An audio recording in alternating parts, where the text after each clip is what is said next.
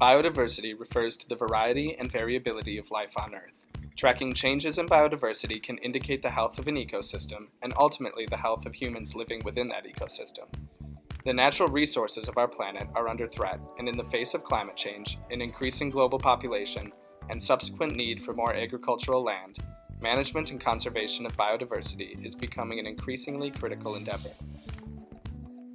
Guatemala is a hotspot of biodiversity and a stark contrast to the Midwestern systems of agriculture that we are familiar with here in Wisconsin. This tropical country harbors a population of 17.3 million on only 107,000 square kilometers of land, while Wisconsin holds one-third of that population, at 5.8 million, on almost 30% more land. Wisconsinites are no strangers to economic disparity, with an average per capita income of $27,000 and a poverty rate of 10.5%. However, the disparity in Guatemala is even more pronounced, with an average per capita income of $5,000 and a poverty rate of 59.3%. This poverty is disproportionately distributed in a country still recovering from a 30-year civil war between the government and the indigenous Mayan populations. Guatemala is a place of extreme diversity, whether talking about agriculture, ecology, economics, peoples, or faiths. This makes it the ideal environment to drop a group of 16 open-minded students with a passion for learning. Our group was composed of faculty from 3 different universities: Dr. Caitlin Allen and Dr. Donald Waller from University of Wisconsin-Madison, Dr. John Jacobs from Ohio State University, and Dr. Amilcar Sanchez from Universidad de San Carlos. Our diverse group of students consisted of graduates and undergraduates from both UW-Madison and Ohio State, representing the majors of biochemistry, conservation biology, and plant pathology. Our counterparts from Guatemala were a group of 10 students from USAC majoring in agronomy with a focus on agricultural production systems and natural resources. Rounding out the team was world-renowned ecotourism guide Luisa Sea. Please sit back and enjoy a brief slideshow showcasing the breadth of experiences we had in Guatemala.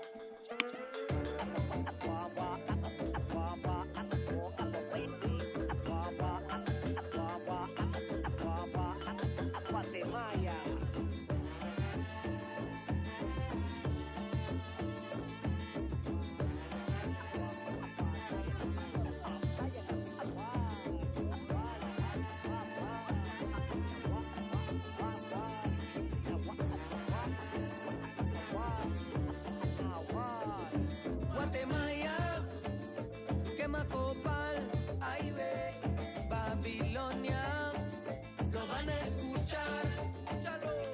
Guatemala, quema copal, pero mira que el DR llegó. Babilonia, lo van a escuchar, internacional.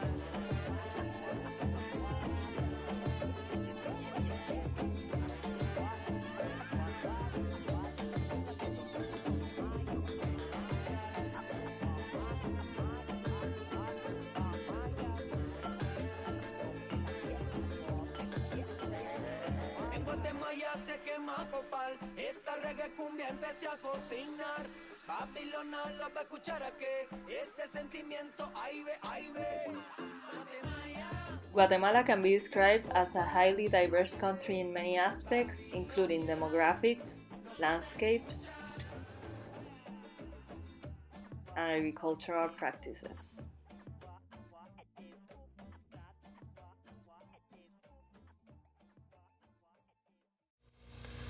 Por favor, señores de la subversión, tomen nota de lo siguiente. Solo el ejército de Guatemala debe tener las armas. Ustedes dejen las armas, porque si no dejan las armas, nosotros les vamos a quitar las armas. From 1960 to 1996, Guatemala was plagued by a civil war between the government and the leftist guerrilla movement. The government associated the Mayan people with the rebellion groups and strategically targeted Mayan civilian populations to weaken the rebellion. Under the veil of counterinsurgency activities, the government raided hundreds of Mayan villages and massacred thousands of women, men, and children.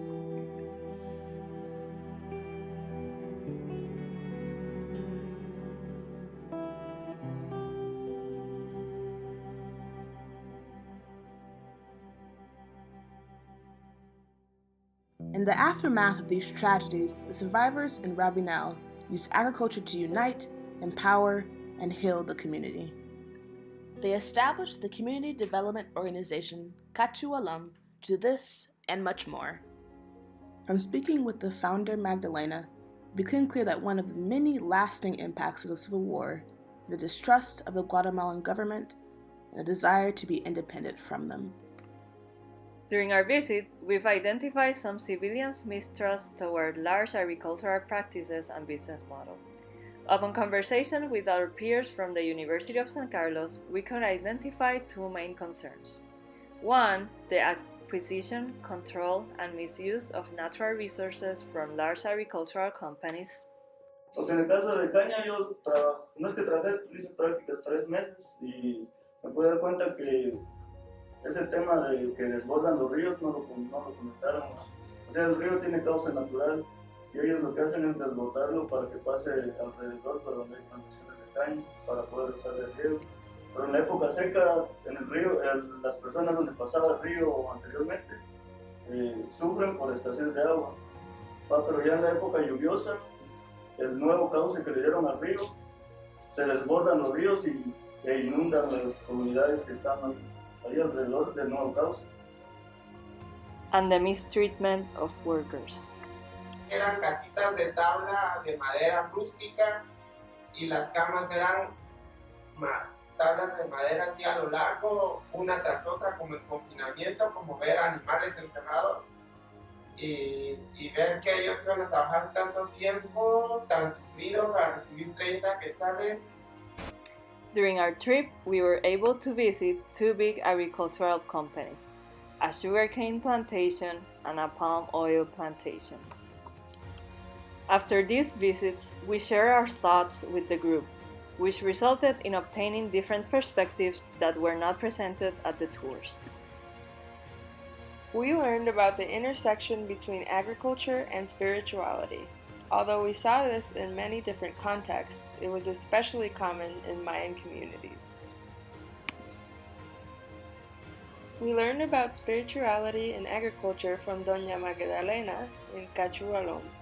Their vision is to respect Mother Earth while promoting agroecology and native seeds, to nourish their community, and to improve their quality of life. Among other things, they ask for permission from GTUW, or Mother Earth, when they plant seeds to ensure a good harvest. Many people talked about the importance of their traditional agricultural practices passed on from their abuelos y abuelas, meaning their ancestors. In many cases, they felt these traditions were being lost. Therefore, they were dedicated to ensuring this knowledge is passed on to future generations. We've only touched on some aspects of context here, but there are many other topics we learned in this trip. Understanding the social and historical context in Guatemala was key to having such an enriching experience. From small subsistence farms to large industrial production, we saw a vast diversity of agricultural systems. We can organize these systems into 6 general categories. At many family farms, we saw milpa. Milpa is derived from the Mayan word for cornfield.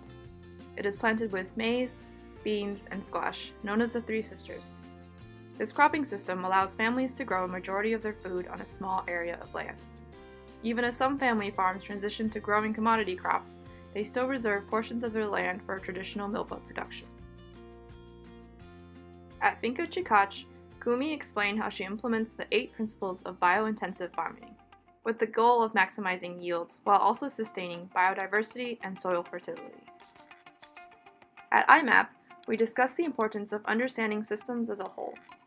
Magdalena at GTUW shared these sentiments while underscoring the importance of creating agricultural systems that preserve a community's autonomy. She is achieving this by building a network for knowledge and seed sharing.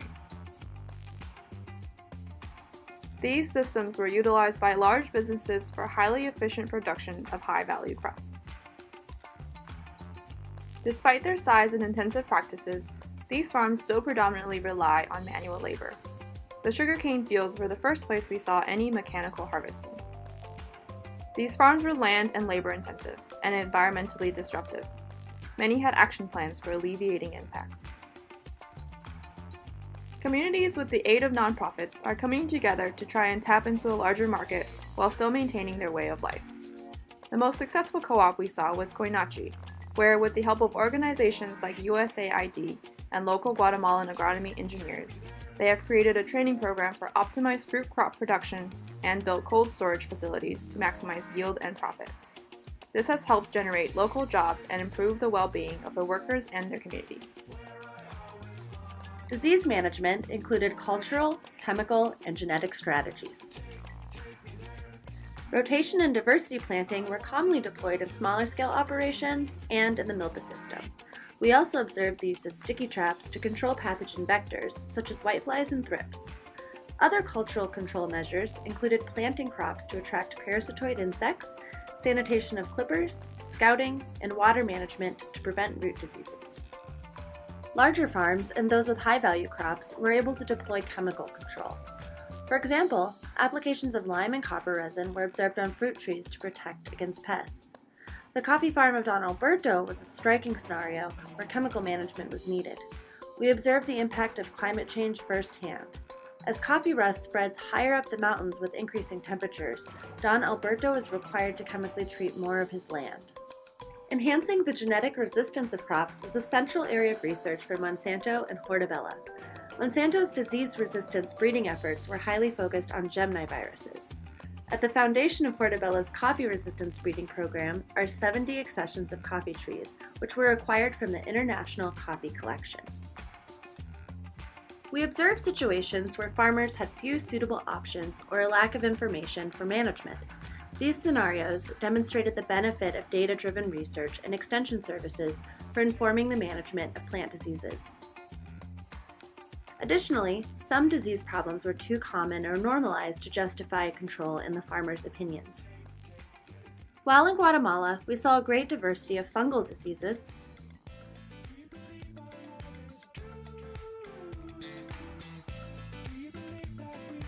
bacterial diseases, and viral infections. There are stark contrasts between the agronomic practices of Guatemala and Wisconsin. The flat land of Wisconsin is ideal for the mechanized agriculture that dominates the landscape. Many of the farms we saw in Guatemala were nestled in the hillsides. Even under industrialized systems, manual labor is required for nearly all aspects of planting, harvest, irrigation, and pest control. Living in Madison, you might have bought coffee from Colectivo, a company which advertises a lot in the fair trade and cooperative markets. A couple of blends originate from Guatemala, including the Hunapu blend, which is processed at Bella Vista, a large coffee processing facility right outside of Antigua. This facility is a successful, large business in Guatemala, exporting a lot of coffee to big markets like the United States, but this is not the case for many more smaller growers in the country. For example, smaller coffee growers like Don Alberto hike hours between fields every day to maintain a much more modest living. Although his commitment to maintaining tradition and producing high-quality coffee is respectable, it is clear that these foreign markets aren't as accessible to him. Similarly, other big markets like sugarcane are owned by just a few families who displace smaller families from their land and only source of income. In an economy such as this, a big question is how to help small growers tap into the market for a bigger profit. One program we visited that had growing success was the Koinachi Cooperative. Utilizing both foreign and domestic funds, this cooperative allows growers to pay a small fee to be a member and access a pool of shared resources. Besides being a part of a community that can connect growers to various markets for sale, this cooperative also built cold rooms for apple storage. For a low price, growers could store apples in the cold room so that they could sell them at a later date and after harvest when prices were higher and they could make a better profit. They also used these resources to do research in pathogen control and weather damage resistance in orchards, information which could also be passed on to cooperative members. Besides cooperatives, there is also a growing movement towards ecotourism or agritourism in Guatemala. Besides the typical ecotourism, such as Luisa's popular mountain bike tours and ecotourism hotels such as Ramzul, a lot of growers are beginning to accept visitors in order to add another source of income. For example, Coaba Farms, our first stop on the trip, was an organic farm that had a restaurant sustained on its own produce. Sunday events where people could come and eat and listen to live music, and a market hosted on their land for local artists to sell goods.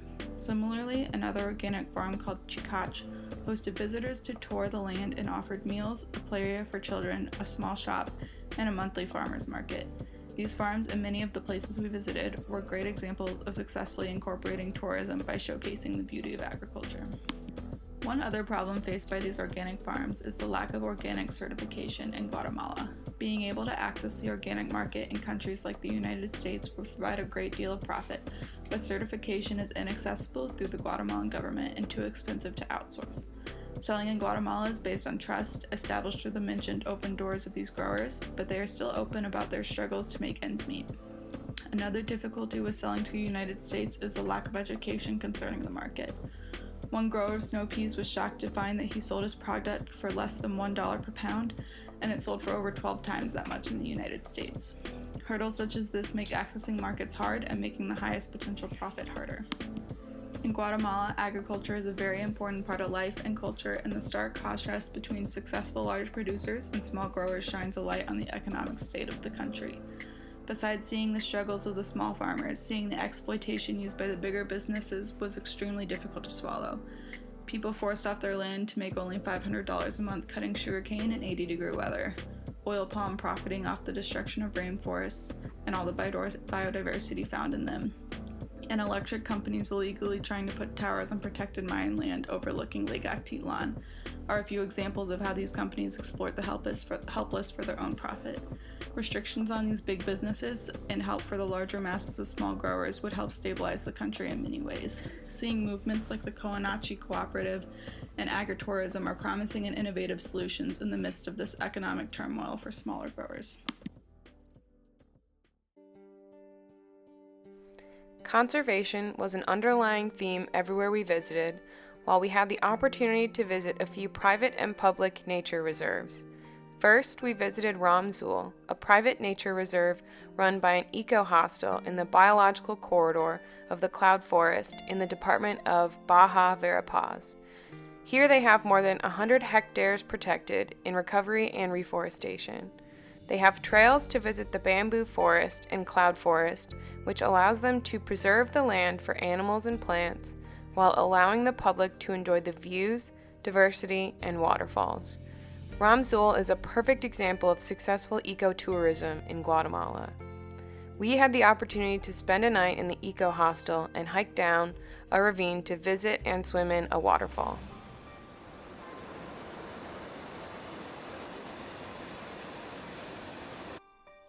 Next, we visited the Biotopo de Quetzal Public Nature Reserve. It was one of the first protected areas in the country, created to protect the national bird, the quetzal, which has been endangered since 1976. It's administered by USAC, the University of San Carlos. It has 1,175 hectares of land, mostly pine forest with some cloud forest. Only a small portion of it is accessible to the public. The Guatemalan law considers Biotopo a protected area for both its environmental and cultural conservation. Some of their goals include to protect and preserve ecosystem values, to promote environmental education and community workshops, to enable research, and to encourage ecotourism. The land is home to rich and unique biodiversity. There are 58 species of fauna, like monkeys, porcupines, pumas, and of course the quetzal. We saw many plants like giant tree ferns, mosses, eucalyptus, pine, and orchids. One ongoing project at Biotopo is propagating and transplanting an endangered species of orchid on the reserve.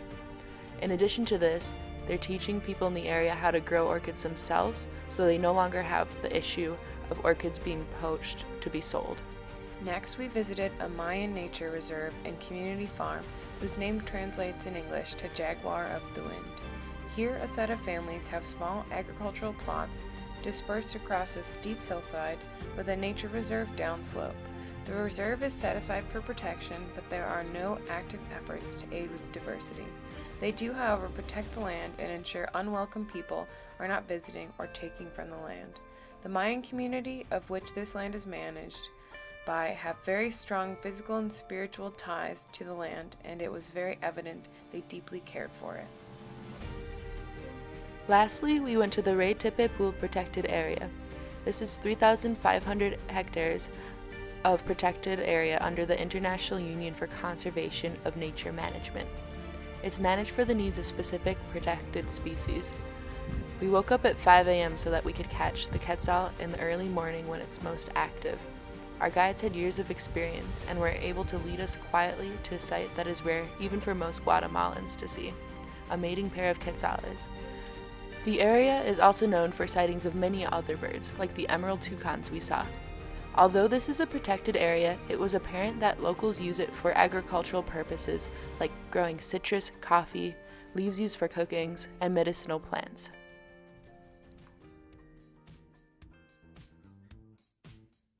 The trip to Guatemala embodies the 4 core concepts of the Wisconsin experience: relentless curiosity, intellectual confidence, empathy and humility, and purposeful action. We were exposed to agricultural systems many of us had never seen before, relentlessly asking questions and making new discoveries.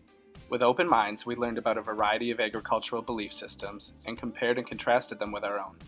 At each point in our travels, we discovered new diseases that added to our knowledge of plant pathogens and how to control them. Bringing this knowledge back with us to UW-Madison, we are now more equipped to discuss and learn about the agricultural problems we face as we move into the future. Going forward, we want to use the knowledge we've acquired on this life-changing trip to improve as scientists, citizens, and consumers in order to be an asset to disenfranchised people around the world. Intensive modern agriculture seems to be at odds with many older agricultural systems and beliefs we learned about in Guatemala. But moving forward, many of the ethical values taught by ancient agricultural systems can and should be mixed with the scientific values of modern agriculture to maximize output while minimizing environmental cost. We interacted with peoples of all different cultures, religions, and socioeconomic backgrounds. They gave us a glimpse of their lives and the daily problems they face. Our friendships with the Guatemalan students provided an even greater depth of understanding as we asked them about their opinions after each experience. People all over the world are struggling from day to day, and we as scientists are uniquely equipped to help. But if the solutions we think up do not start from a place of empathy, humility, and true understanding of those we are trying to help, they will never be as effective as we hope. The importance of trips like these cannot be overstated. Scientists need to understand the full context of an issue before they can formulate an effective solution. Journeys like this one provide young scientists like us the invaluable chance to grasp that context and, just as importantly, give us the passion and drive to tackle the problems affecting the people of Guatemala and beyond.